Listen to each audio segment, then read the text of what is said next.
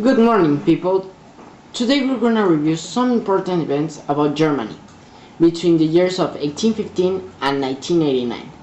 This program is very special because I'll leave you with specialists and people who their families were engaged with these historical problems. So pay attention about what you're seeing.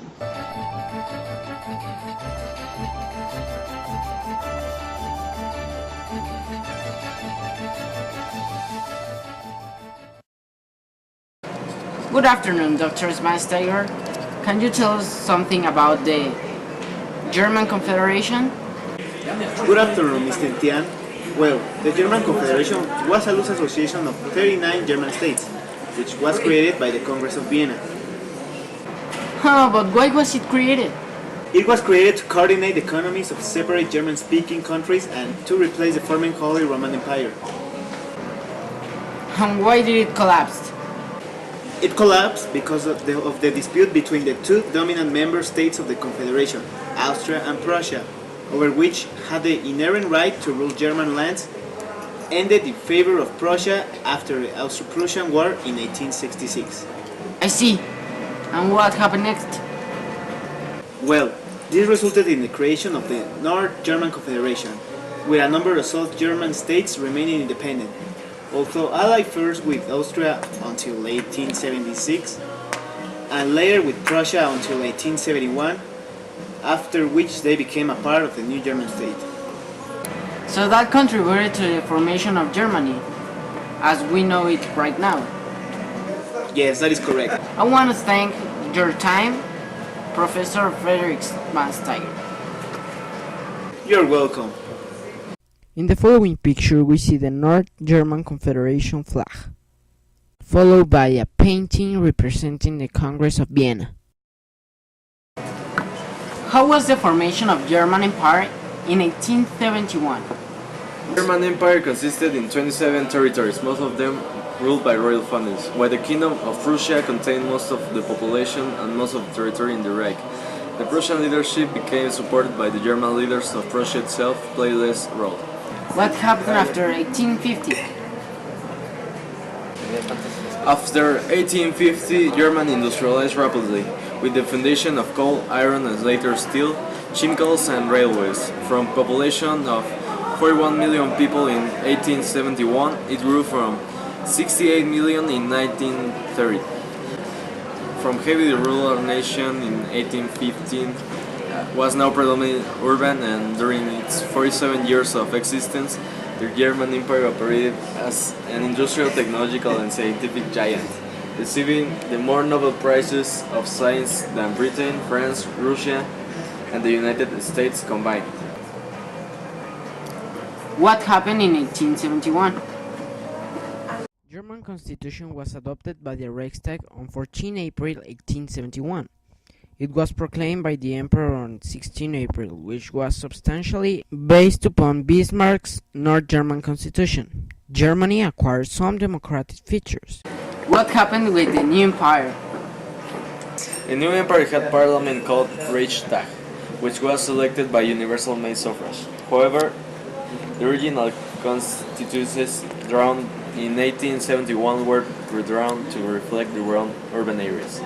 As a result, by the time the great expansion of German cities by the 1890s and the first decade of the 20th century, rural areas were grossly overrepresented. The Berlin Conference, also Congo Conference, German Congo Conference, of Berlin West Africa Conference, in 1884 to 1885, regulated European colonization and trade with Africa during the new imperialist period. With Germany's sudden emergence as an imperial power called by the Portugal and organized by Otto von Bismarck, first Chancellor of Germany, of its outcome of General Act of Berlin Conference, it can be seen as the formation of the Scramble of Africa. And tell me more about 1914, the outbreak of World War I.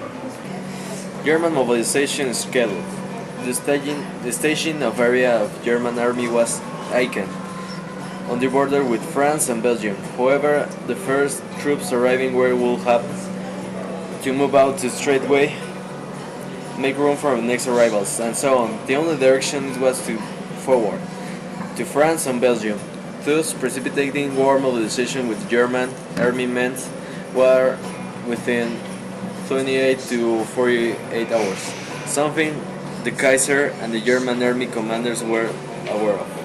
Any delay in moving the initial wave of German troops will result in Germany army getting tangled up in around Aachen, unthinkable and unacceptable war imminent. And in 1918, why does Germany surrender? The armistice between the Allies and Germany, also known as the Armistice of Compiègne. After the localization, it was signed was agreement that it ended the fight of the First World War. It went into effect at 11 a.m. to November 11 of 1918, and it marked a victory for the Allies, that complete defeat from Germany, although it was technological surrender, and complete defeat for Germany, although the Germans were responding to policies proposed by American President Woodrow Wilson in 14 points of January in 1918. This picture shows us the German Emperor with Otto von Bismarck in 1871. Here we can see the first German trench on World War I. Well, after defeating World War I, Germany was forced to pay the reparations and damage they had done in the war as part of the Treaty of Versailles. The total debt was around 132 billion of German marks, paid in annual amounts of 25 billion marks per year. The first payment was made in 1921, but the German government faced financial problems and stopped it the next year. France, as a response, sent troops to German territory to occupy a mining and industrial center, the Ruhr Valley. By controlling the mines and factories, France tried to collect the money. What happened after this was the German inflation, in which Dr. Druckenberg will talk. Germany took a position of passive resistance. Well, German workers went on strike, and the government paid them by printing more paper money. This began the process of the inflation. The German mark became worthless. To stop this, an international commission took place. It was the DOS Plan. What made the DOS Plan? It will give Germany 200 million to recover and also help them by coordinating their payments. This brought a new era of prosperity, but this went down when the Great Depression started in 1929. This context made the radical parties very popular. Adolf Hitler was leader of the National Socialist German Workers' Party, or Nazi for short. His ideals of national pride, honor, and traditional militarism helped his party to be the largest in the German parliament by 1929. After this, the right-wing elites supported Hitler's rise to power. In 1933, President Hindenburg helped Hitler to become chancellor and create a new government. The same year, the Enabling Act was approved, in which law gave the government the power to ignore the constitution for 4 years. How did Hitler ascended from chancellor to sole ruler of Germany? Well, you see, when Hindenburg died in 1934, Hitler abolished the office of the president. He became the sole ruler of Germany. He developed a totalitarian state. His goal was to form a third Reich, the empire of the Nazi Germany. To achieve this, he used different methods, including terror and repression. For this, he created the SS, the secret police. To solve the economic problems, he made a massive rearmament program, and to convince the German people that he was right, he made mass spectacles. How was the context when Germany started World War II with the invasion of Poland in 1939? He counted with the help of Italy and Japan. This alliance was called the Axis. At the beginning of the war, Germany started to invade several Western Europe countries, like Denmark, Norway, Belgium, and France. He faced the Allies, which were Great Britain and France. The United States entered in the war when Japan bombs Pearl Harbor. During this time, Germany took a great offensive. How was the declination of Germany and how it started? You'll see. After 1942, Germany stopped its expansion and started retreat.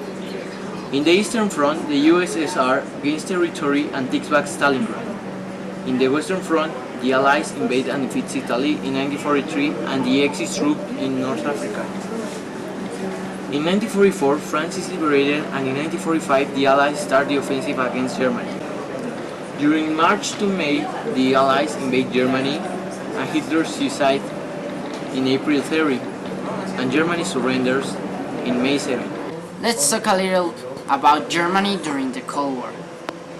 Germany suffered the effect of the Cold War, the same year that the World War II ended.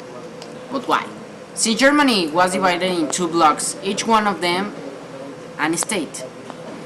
The USA sponsored the RFA in May 23, 1949, governed by Conrad in the city of Bonn. On the other hand, the Soviets created the RDA, governed by Wilhelm Pieck, after the West rejected the note from Stalin in October 1949. Finally, after decades of segregation, the 9 November of 1989, the citizens from both Germanies decided that it was enough. With bare hands, started deconstructing the wall, which meant the final of the Cold War.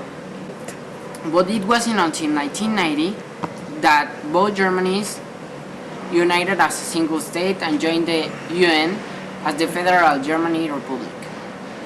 Good night, Mr. Polowski. Good night. So tell me, is that true that your family was there when the wall burned down? Indeed, mister. My grandfather was there. Could you explain us how the wall fell? Of course.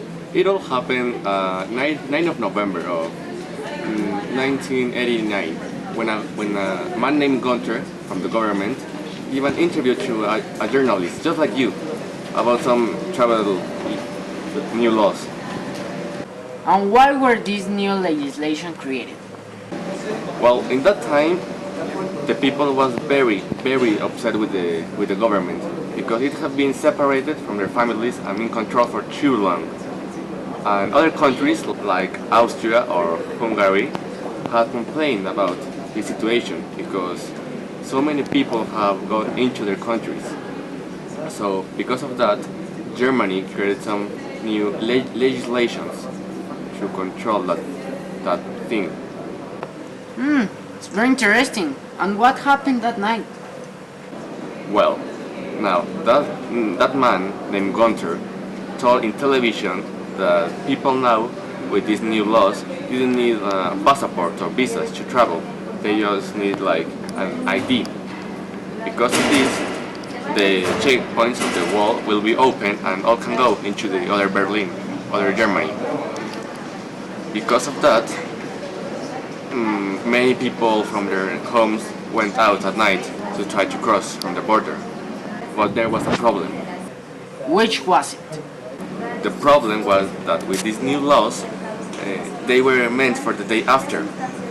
So the frontier guards didn't knew about it. So when all that people come into the wall, they didn't knew how to react. They could have shoot us, but fortunately they didn't. So the only thing that happened is an exodus. All the people went into the other Berlin. Whoa, that's great luck indeed. But tell me what happened next. Well, after that happened, my grandfather told me that people were so happy about this. They were hugging themselves and giving beer, giving food, all that kind of stuff. And what happened to the wall? And it was in this euphoria that they attacked the wall. This is when the wall came down. People just ran over it and started deconstructing it with hammers and their bare hands. The history of Germany.